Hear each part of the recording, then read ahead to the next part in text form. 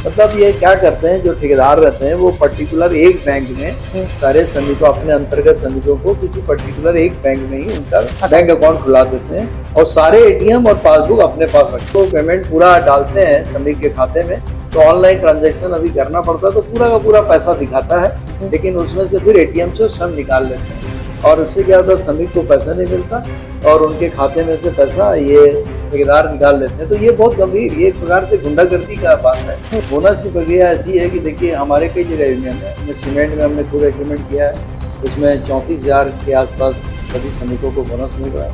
हमने FSML में भी एग्रीमेंट किया है, वहाँ पर सभी श्रमिकों को एक पेमेंट 18,000 से 22,000 तक के जो उनका पेमेंट है वो उनको मिल रहा है। इस जगह में तो बोनस ठीक आ रहा है, बड़ी बड़ी कंपनियाँ आई जो अच्छा बोनस दे रही है लोगों को, लेकिन बहुत सारे ऐसे कंपनी हैं जो बोनस देना नहीं चाहते हैं और चोरी करते हैं। और जो BHP के अंदर ऐसा हो रहा है कि उसका विस्तार बहुत ज़्यादा है, फिर भी हम लोग प्रयास कर रहे हैं जिसमें ज़्यादा से ज़्यादा बोनस दे सके।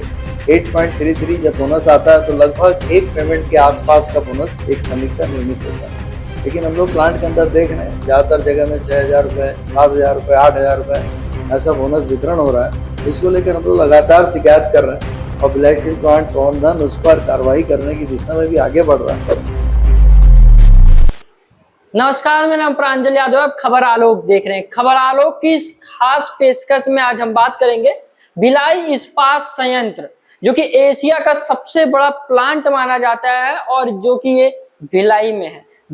और भिलाई की बात ना करें हम भिलाई के चैनल होके, तो ये तो गलत बात है। तो आज एक बहुत ही महत्वपूर्ण मुद्दे पे बात करेंगे, जो कि बात करेंगे आज हमारे साथ उज्जवल दत्ता मौजूद है, BHP वर्कर यूनियन के अध्यक्ष है। बहुत सारे यूनियन के अध्यक्ष भी है ये, इनसे जानने का प्रयास करेंगे कि भिलाई स्टील प्लांट में जो इस बार दीपावली में जो है बहुत सारे वर्करों को जो है बोनस नहीं दिया गया। आप सोच रहे होंगे प्रांजल दीपावली के 2 दिन बाद ये वीडियो क्यों ला रहा है, तो हालांकि बताऊं अभी इसके लिए भी बहुत दिन और समय है, और इसलिए समय है कि एक तारीख तय करी गई है, मेरे ख्याल से 28 नवंबर है, 30 नवंबर एक तारीख तय होती है जो गवर्नमेंट की तरफ। इसके अंतराल में जो है सभी वर्करों को जो है बोनस देना रहता है। एक मुद्दा ये हो गया। दूसरा मुद्दा ये है कि इसी में एक एक्ट है, वो एक्ट वेज एक्ट की भी बात करेंगे 1965, जिसके तहत अगर बात करें तो 8.33 से 20% तक जो है वर्करों को बोनस देना होता है। तो इसमें क्या इसके तहत भिलाई स्टील प्लांट के वर्करों को यानी कि लेबरों को पेमेंट दिया गया है, यानी कि बोनस दिया गया है। कई लोग ऐसा भी बोलते हैं कि एक पेमेंट दिया जाता है, 12 महीना होता है उसको एक पेमेंट दिया जाता है। हमारे साथ उज्जवल दत्ता जी से जानने का प्रयास करेंगे क्या कुछ रहा इसमें, भिलाई स्टील प्लांट की रणनीति किस तरह चल रही है। क्योंकि और थोड़ा इनपुट आपको बताऊं तो अडानी 3 से 4 बार भिलाई स्टील प्लांट का निरीक्षण करके जा चुके हैं। क्या भिलाई स्टील प्लांट जो है आने वाले समय में अडानी पावर का हिस्सा बनने जा रहा है? ये कुछ 3 महत्वपूर्ण पॉइंट हमारे साथ उज्जवल दत्ता जी से जानने का प्रयास करेंगे। भैया सबसे पहली बहुत ही महत्वपूर्ण पॉइंट पे अगर बात करूं तो क्या इस बार जो लेबरों को पेमेंट दिया गया है, वर्करों को भिलाई स्टील प्लांट के पेमेंट या यूं कहें बोनस दिया गया है, तो क्या कितना सही है, कितना पेमेंट दिया गया? कई स्क्रीनशॉट मेरे पास ऐसे भी है जिसमें 1,000 2,000 दिया गया है, तो इसमें क्या सत्य है? देखिए भिलाई स्टील प्लांट बहुत बड़ा सेक्टर है और इसमें लगभग 18,000 श्रमिक काम करते हैं, ठेका श्रमिक।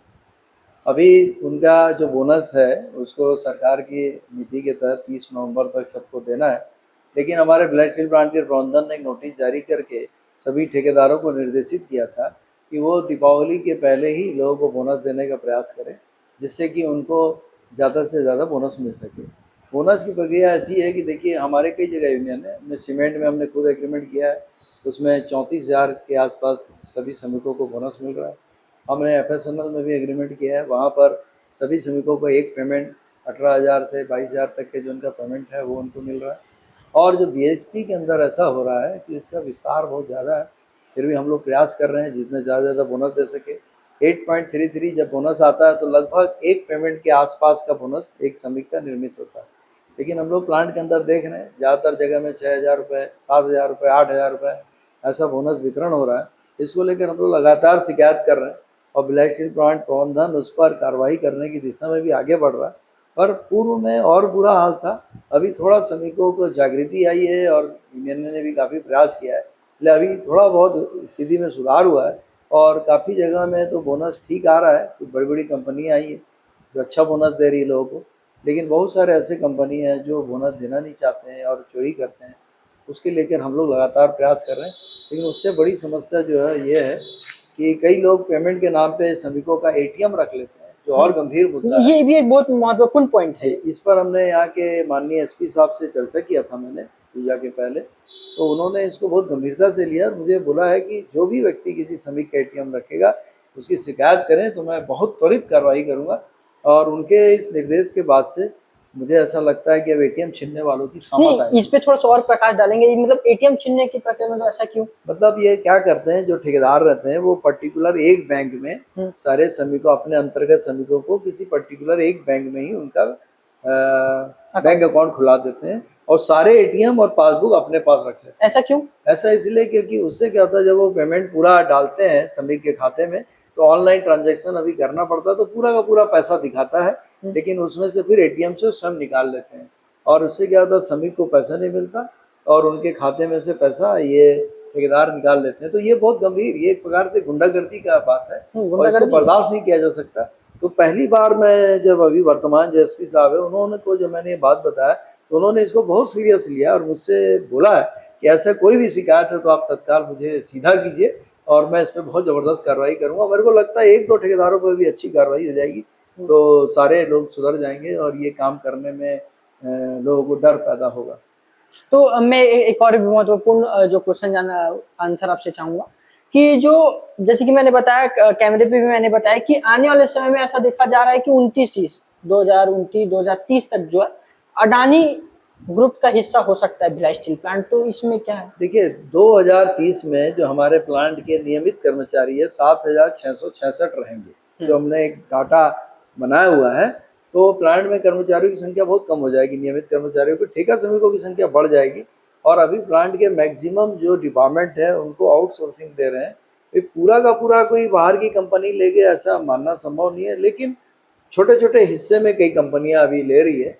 और अब देखें आपके आँख के सामने एफएसएनएल रातों रात चले गया प्राइवेट में, तो लेकिन प्राइवेट में जाने के बाद वहाँ पे लोगों को कई सारे लाभ भी मिल गए। ये भी एक दूसरा पहलू। लाभ किस प्रकार मिले? लाभ इस बार मिल गया कि वहाँ के पेमेंट भी बढ़ गया और जो कुछ लोग नियमित नहीं थे वो भी नियमित हो गए। अब इस टाइप से भी कुछ होते हैं, लेकिन मैं नहीं चाहूँगा कि फिर भी कि ये प्लांट कभी भी किसी प्राइवेट में जाए, क्योंकि ये नियमित कर्मचारी है, ये हमेशा ही गवर्नमेंट का रहना चाहिए। उससे अधिकार बहुत ज़्यादा रहता है जो काम करता है उसको, और उसको न्याय मिलने में आसानी जाती है, ऐसा मेरा सोच है। चलिए देखिए, अगर बताऊं तो जो आंकड़ा डाटा बताए हैं 7,666 जो कर्मचारी 2029-30 तक बचेंगे, इसका डाटा आपको थोड़ा सा और क्लियर कर दूं। 2025-6 में रिटायर होने वाले हैं 1190 बीएसपी वर्कर, बचेंगे 12,893। 2026-27 में 1166 रिटायर होंगे, बचेंगे 11,727। 2027-28 में रिटायर होंगे 1,470, वहीं बचेंगे लमसम 10,257। वहीं अगर 28-29 की बात करें 1,343 रिटायर होंगे, बचेंगे 893। 2029 जिस वर्ष की हम बात कर रहे हैं अगर उसकी बात करें तो 1,229 रिटायर होंगे, 7,666 बचेंगे। तो कहीं ना कहीं ये जो डाटा है, ये जो हम एनालिसिस कर रहे हैं, कहीं ना कहीं पार्ट में कंपनियां जा सकती हैं। देख, कंपनियां जा ही रही है। अभी हमारे प्लांट के अंदर में बहुत सारे विभागों को आउटसोर्सिंग कर दिया गया है, जैसे एसएमएस 2, एसएमएस 3, ऐसे कई डिपार्टमेंट है जिसमें आप जाएंगे तो आपको नियमित कर्मचारियों की संख्या बहुत कम हो जा रही है और ठेका श्रमिक और प्राइवेट कंपनियां उसको ले रही है। लेकिन क्या है कि इसमें सबसे बड़ी भूल ये हो रही है कि हम लोग नियमित कर्मचारियों की भर्ती नहीं हो रही।